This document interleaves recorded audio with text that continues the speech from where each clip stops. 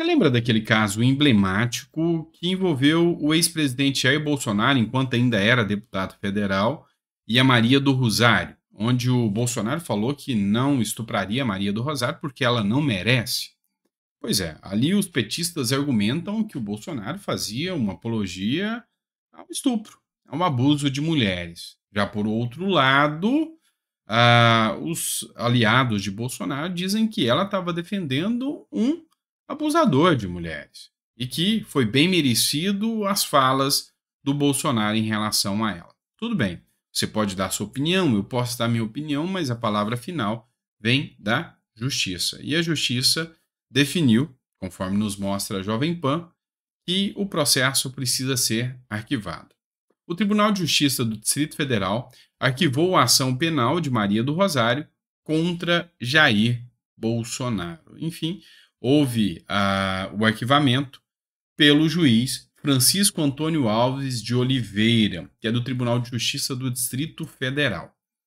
Ele entendeu que o prazo já tinha passado, não tinha mais razão de ser desse processo existir, e esse processo só estava lá cozinhando o galo para perder tempo, porque está prescrito.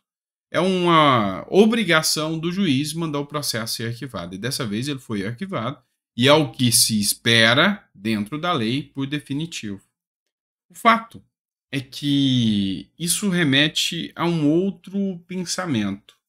O porquê que todos os processos do Bolsonaro ainda não foram remetidos para a justiça inferior, a instância inferior, ou seja, a primeira instância. Porque se for, não vai ficar mais na mão do STF ou mais na mão do TSE, vão todos para a justiça da primeira instância e aí os julgamentos serão diversos. Cada juiz vai ter um posicionamento, vai ter uma análise, mas mesmo assim eles temem encaminhar todos os processos de Bolsonaro para a primeira instância. Esse é um dos que foi. E, por conseguinte, vocês viram que foi arquivado, tá? Outro ponto que a gente precisa conversar. Olha aqui. Essa publicação aqui do Terra Brasil Notícias, citando um trecho de uma entrevista da Globo News, onde um comentarista da Globo News alega que o Ministério Público recebeu uma ameaça, um recado do STF, que se não denunciar Bolsonaro, vai ser processado por prevaricação. Olha só o que o comentarista da Globo fala. Agora, Otávio, de fato, se não houver denúncia... Impossível não haver denúncia. O Ministério Público Federal já recebeu recados do Supremo de que existe o crime de prevaricação. E que no caso do Cid, se eles insistirem nessa briga, eles podem tomar um processo de prevaricação no meio da cara. Eles também, o MP. Vamos lá, vamos repetir. Tem um caso do Mauro Cid, onde um procurador da República veio e falou, olha, essa delação do Mauro Cid é uma bravata. Isso que o Mauro Cid está falando não é confirmado com provas, é fraca. É uma denúncia, uma delação premiada que nem deveria existir. Aí, segundo o comentarista da Globo, o STF veio e falou, não, você vai oferecer a denúncia sim, senão nós do STF vamos te processar. Pois é, você viu que coisa? Se isso aconteceu, quem está errado aqui na história é o STF. E eu vou explicar o porquê para você. E eu duvido que isso aconteceu porque, em tese, o STF tem que conhecer muito de lei. Entenda o seguinte, quem que é o PGR? É o Procurador-Geral da República. O Procurador-Geral da República, ele é o órgão máximo, é o órgão supremo ali do Ministério Público, ele que manda no Ministério Público todinho. E aí, o Procurador-Geral da República ou os Procuradores Gerais da República podem responder por dois tipos de processo, assim como o presidente, como ministro do STF, como ministro de Estado. O crime de responsabilidade, está previsto em lei, em leis específicas, e os crimes, que está previsto na lei de impeachment, diga-se de passagem, e os crimes comuns, que qualquer um de nós podemos cometer, como, por exemplo, atropelar alguém embriagado, se for o caso, tá? Ou numa briga de trânsito aí, perder a noção e fazer uma besteira. Então, isso é crime comum. Há uma diferença muito grande aqui que a gente precisa estabelecer a distinção. E aí, dentro desse espectro, encontrando o crime de responsabilidade, nós teremos o julgamento do PGR diante do Senado Federal. Já do crime comum, o julgamento será pelo STF. Mas o STF não inicia processo. Dentro da justiça tem um princípio que chama princípio da inércia. Então o STF não pode começar um processo contra o PGR. Então essas falas aqui desse jornalista são absurdas. São fora do contexto jurídico totalmente. E como que funciona? Eu vou te explicar. Então, você vai sair doutor advogado aqui quando você terminar de assistir os nossos vídeos. Você vai entender muito de direito. Presta atenção. Nós temos a Lei Complementar número 75, de 20 de maio de 1993. Dispõe sobre a organização e as atribuições e o Estatuto do Ministério Público da União. E aqui, nessa lei, nós temos o artigo 57, que trata especificamente, no inciso 10, dessa situação. Se é o Ministério Público responsável por conduzir o processo, o STF pode conduzir um processo de prevaricação para obrigar o PGR a mover uma ação contra Bolsonaro? Não. Artigo 57. Compete ao Conselho Superior do Ministério Público Federal. Inciso 10. Designar o Subprocurador-Geral da República para conhecer de inquérito, peças de informação ou representação sobre crime comum atribuível ao Procurador-Geral da República e, sendo o caso, promover a ação penal. Então, se o STF ameaçou realmente um Procurador-Geral da República, aí sim nós estamos diante de uma absoluta incompetência. Então, das duas, uma. Ou o jornalista falou alguma coisa que não tem sentido, ou a nossa Constituição efetivamente não está nem um pingo sendo respeitada. E aí, o pior disso tudo é o contexto, é a conotação. Como assim o STF, que é um órgão julgador, exigir, mandar recado dizendo que o PGR tem que mover uma ação contra um político? O Bolsonaro tem coisa errada nessa história. Então, se você não consegue observar que o princípio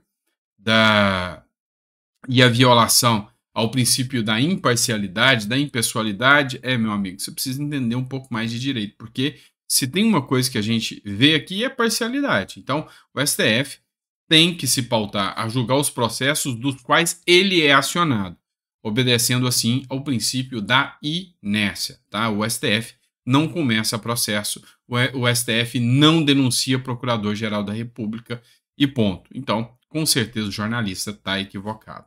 E aí eu vou até citar uma fala aqui que o Sóstenes Cavalcante, deputado, colocou, criticando aqui uma leva de petistas que estão comemorando que o STF agora vai ter que mandar prender Bolsonaro. Depois eu vou trazer até uma matéria do Brasil 247 para vocês. E aí, ele escreve o seguinte: o petista é um bicho tão alienado que se o Bolsonaro falar que vai acabar com a dengue, eles defendem o mosquito. É de rir, é uma piada, mas é uma piada que infelizmente se torna de mau gosto no momento em que a gente percebe que é meio que verdade. Infelizmente, as pessoas tomam um partido como se isso aqui fosse um jogo de futebol, e não deve ser assim. Na verdade, você tem que observar e cobrar muito, mas muito mesmo, aquele político que você não gosta, mas com coerência. Aquele político que você acha que as políticas públicas dele são péssimas, mas observando as políticas dele. O que acontece é que medidas boas que um ou outro faz viram uma arena, um ringue. Que bom seria se a gente tivesse políticos que pensam a favor do Brasil, que quisessem realmente fazer a coisa dar certo, do tipo, olha, o Bolsonaro está no poder, vamos ajudar ele agora, vamos fazer pelo país. Mas não dá. Infelizmente aparece gente que, sabe, só quer o bem próprio, só quer pensar no seu próprio umbigo. E aí aparece uma ala de gente que vai criticar tudo que acontece só pelo simples fato de criticar. Então, o Sóstenes Cavalcante colocou essa matéria aí. Vamos falar agora de uma porrada, uma pancada, se é que vocês me entendem, da matéria aqui da Veja. A Veja que assumiu agora um papel de críticas ao governo Lula, assim como a Veja, o Estadão também. O título da matéria, licença para gastar. E essa matéria, pessoal, pensa numa matéria coerente, uma matéria que diz muito sobre a economia brasileira. Ah, já vem o cara elogiando a Veja, comunista. Para ouvir, tá? Para ouvir primeiro, porque a matéria foi muito bem feita. Dá uma olhada. Poucas vezes o país deparou com condições tão favoráveis para crescer. Na nova era ambiental, o Brasil destaca-se por ter entre as maiores economias do mundo a matriz energética mais sustentável e o que colocaria em posição de vantagem para liderar as transformações que estão em curso. Somos também o maior exportador de alimentos do planeta, com um agronegócio vigoroso e inovador, que responde a quase 25% do produto interno bruto. Na geopolítica, o cenário é igualmente favorável. Enquanto a China coloca o pé no freio e a Rússia está em guerra, o Brasil é, entre os grandes emergentes, o menos exposto às turbulências internacionais. Tudo isso poderia ser aproveitado para o país deslanchar de vez. Contudo, estamos de novo condenados à nossa vocação de perder oportunidades. Vamos lá. Crítica sensacional da revista Veja. O que vocês precisam entender? Nós estamos, e até o Lula falou isso, e eu concordo nesse ponto com o Lula.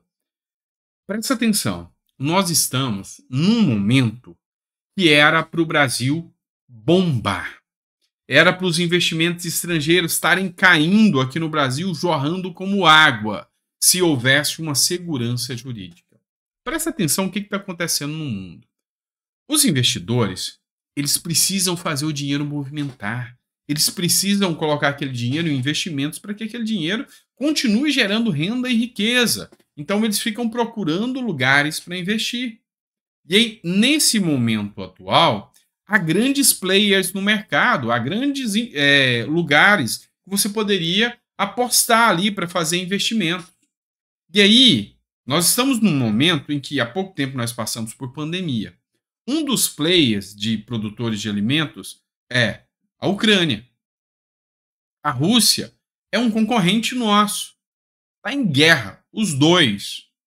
E aí nós temos a China, que pode ser um concorrente na produção de muitos insumos, mas é um consumidor em potencial. O que acontece? A China agora entrou nessa de ficar entrando com embates com os Estados Unidos. Os Estados Unidos, com o governo Biden, está perdendo totalmente a credibilidade. Muita gente já não está querendo investir nos Estados Unidos. O dólar norte-americano está estourando. O pessoal está com medo dessa guerra China e Estados Unidos acontecer. A China está deixando ali um botão atômico armado mirando ali Taiwan. Ou seja, se eu investir o meu dinheiro a qualquer momento, a China pode entrar em guerra. A qualquer momento, os Estados Unidos podem entrar numa guerra e eu estou lascado com o meu dinheiro. Por pior que seja, qual é um país que apresenta oportunidades? Brasil. Brasil tem oportunidade, nós temos a Embraer, nós temos aqui no Brasil também o agronegócio, e é um investimento gigantesco. Por quê? Porque se eu pôr o dinheiro no Brasil, não vai vir uma guerra, não vai estourar uma medida excepcional ali no Brasil. Então, nós temos de tudo para receber os maiores investimentos. O momento é propício. E isso já aconteceu lá no governo anterior do Lula também. Um momento propício. E assim como a matéria alerta, lá atrás o Lula perdeu a oportunidade. E aqui agora o Lula está perdendo a oportunidade também. Porque em vez de preocupar em trazer investimento para o Brasil, em fazer uma política aqui dentro, sem essa polarização, sem essas bravatas de querer ficar dando palpite, Palestina, Israel, palpite na Ucrânia, na Rússia, querendo ser o novo Mandela, ele deveria estar focado em crescer o agronegócio, investir na indústria brasileira, porque nós seríamos o player principal do mercado. E aí nós vamos perder essa história. E um dos grandes motivos que 40 bilhões de reais, ou dólares, não sei, saíram do Brasil é porque eles não sentem segurança jurídica dentro do Brasil. E um dos responsáveis também é a gastança que o Lula tem. Por isso, o nome da matéria é licença para gastar. Então, nós estávamos com tudo, com tudo. Se a gente se mantém na gestão Guedes agora, com controle fiscal, o Brasil bombava. Mas, mais uma vez, a gente perde a grande oportunidade de emplacar. E aí, o Brasil parece, infelizmente, ser um país fadado ao fracasso mesmo. Porque a hora que a coisa vai engrenar, que o voo vai começar a acontecer, vem uma política externa, uma política de alinhamento com ditaduras, sabe? Totalmente ideológica, MST contra o agro, e isso sendo incentivado, enfim. É o Brasil que, em vez de partir para fazer as coisas certas, parte para o que é errado. Pois é, quem paga o preço? Nós, brasileiros. Outra matéria que eu quero trazer para vocês foi o Tomé Abdul, deputado, que trouxe matéria da Jovem Pan, que ele cita: Prefeitura de São Paulo aciona Procon e Aneel para cobrar punição à Enel por apagão. Tá? O que está acontecendo? Uma briga gigantesca por causa desse negócio da privatização. Teve um desastre, milhares de pessoas ficaram sem energia, e até o momento dessa publicação aqui do Tomé Abdul, que foi ontem à noite, 1.300 pessoas, 1.300 clientes estavam sem energia. E aí o Tomé Abdul escreveu o seguinte: precisamos de resposta para evitar mais problemas. A Prefeitura de São Paulo acionou o Procon e a Agência Nacional de Energia Elétrica, ANEEL, para cobrar punição à Enel. Enel é a empresa. A ANEEL é a Agência Nacional de Energia Elétrica. A medida vem após a concessionária não cumprir a volta completa do fornecimento de energia até esta terça-feira. A Enel afirmou nesta quinta-feira que pelo menos 1.300 clientes ainda estão sem energia e técnicos atuam em 30 mil registros de falta de luz causados pela tempestade. Aquela ala que é anti-privatização está regozijando. Nossa, olha lá, quanto privatizar é errado. Se fosse o Estado eficiente, o Estado que detesta a corrupção, o Estado que não põe padrinho político ali dentro das estatais, já tinha resolvido. Ia ter 1 milhão ali de filho e parente de político resolvendo o problema da energia do povo de São Paulo. Tem trouxa que acredita. Tem babaca aí que acredita. Desculpa a palavra, mas para mim isso é um trouxa. E aí, o grande problema é que, realmente, a Enel está aquém da recuperação do serviço. Mas foi um desastre, foram milhares de uma vez só. Nem ela esperava isso. Mas a resposta está aqui. A Prefeitura de São Paulo acionou o Procon e a Enel para cobrar punição à Enel. Mas por que você está falando que essa é a solução? Porque se fosse uma estatal pública, Procon ia resolver o problema? E adiantava acionar? E se a estatal pública tiver que indenizar alguém, quem que paga? Você e eu que paga imposto. Agora, uma empresa privada está lá para prestar o serviço, não conseguiu prestar adequadamente, vai levar pau, vai tomar toco, vai levar multa, vai sair dinheiro do bolso deles. Essa é a diferença da privatização. Então, eles vão dar o sangue para colocar o serviço em atuação logo, o mais rápido possível. Agora, a partir do momento que é um estatal aí funcionando, meu amigo, pega, por exemplo, os buracos da sua rua. De brincadeira, né? Então, esse discursinho que parte dos bolsonaristas estão comprando, cara, não convence não. Você me desculpa, mas não convence. Privatização ainda é melhor opção. Vamos lá, pessoal. Vou trazer uma publicação aqui do Capitão Alten, deputado, que trouxe. Eu vou colocando esse vídeo aqui, eu vou colocar sem áudio, enquanto eu vou mostrando para vocês, né? Alguém aqui que tá com o nome apagado colocou: tem uma árvore de abortinho no pavimento do quarto. Isso aqui aconteceu dentro de uma universidade federal. E aí, vocês estão vendo que tem uma linha toda em vermelho, enrolada numa árvore, tá? E aí um monte de crianças de cabeça para baixo, bebês, saindo desses sacos vermelhos, desses tecidos vermelhos. E aí a crítica foi pesada em cima. Por quê? Porque começou a se questionar por que uma universidade pública está defendendo o aborto. Porque isso aqui é uma árvore de abortinho, segundo quem estava criticando. A instituição fez a seguinte defesa, falou, não, ninguém nunca disse que isso aí é uma arte que faz apologia ao aborto. E o pior de tudo, gente, é que isso é considerado arte mesmo, tá? E às vezes, muitas das vezes, não nesse caso aqui, não foi com Lei Rouanet, mas foi com dinheiro público, isso aqui é dinheiro público gasto para desenvolver isso aqui que eles chamam de arte. E aí o que a universidade falou? Isso aqui é para representar, vocês estão vendo uma árvore seca, que se a gente não cuidar do meio ambiente com a árvore seca, a humanidade morre. Então isso aqui é para relembrar, é para pensar a questão ambiental. Dá uma olhada na minha cara de trouxa. Isso aqui não é um cordão umbilical passando. Tá vendo? Isso aqui, esse fio aqui passando, representa um cordão umbilical. Aquilo ali no chão tem tudo a ver com bebês, útero e sangue. Então, se vocês quiserem fazer, porque a gente não consegue entender a mente esquerdista, coloca uma plaquinha pra gente que é burro, que não entende, coloca lá, não, isso aqui não representa aborto, representa, numa plaquinha, isso aqui representa o meio ambiente. Que aí talvez a gente até finge que acredita, tá? Mas enfim, o Capitão Alden escreveu aqui, se eu não fosse cristão, eu teria desejado que ela que tivesse nessa árvore, nessa tal árvore de abortinhos. Assim não teria vivido para falar essa asneira e ter uma vida medíocre a serviço da morte e dessa militância destrutiva que só ajuda a criar militontos que acabam com o futuro de crianças e adolescentes nas escolas e faculdades. Pois é, palavras pesadas aqui do Capitão Alden, né? Mas, enfim, a gente não é trouxa. Isso aqui, se é que é arte, faz clara apologia aqui ao aborto, né? A não ser que eu realmente não entendi nada disso aqui. Mas na minha visão, isso é um cordão umbilical, tá? É a cabeça desse pessoal aí, tá bom? É isso, pessoal. Obrigado por ter ficado até o final do vídeo. É sempre um prazer estar aqui com vocês.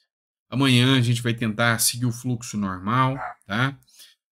Amanhã a minha filha mais velha vai fazer um procedimento, então não sei se eu vou conseguir colocar os vídeos no horário certo, tá? Um procedimento cirúrgico, mas eu vou tentar, vou ver se eu fico até mais tarde hoje. Eu sou workaholic, eu dou um jeito de trabalhar, de gravar áudio, sem nada vocês não vão ficar, e se Deus quiser amanhã tudo vai ser bom, é um procedimento mais simples, graças a Deus, mas amanhã a gente vai, se faltar os vídeos, é porque realmente não deu, tá? Mas eu vou tentar fazer de tudo para trazer o conteúdo para vocês, tá bom? Grande abraço, pessoal, fiquem com Deus. É sempre um prazer estar aqui com vocês. Orem por mim, por minha família. Eu peço aí para vocês. É isso que a gente faz em relação aos amigos, tá bom? Grande abraço e eu vejo vocês amanhã.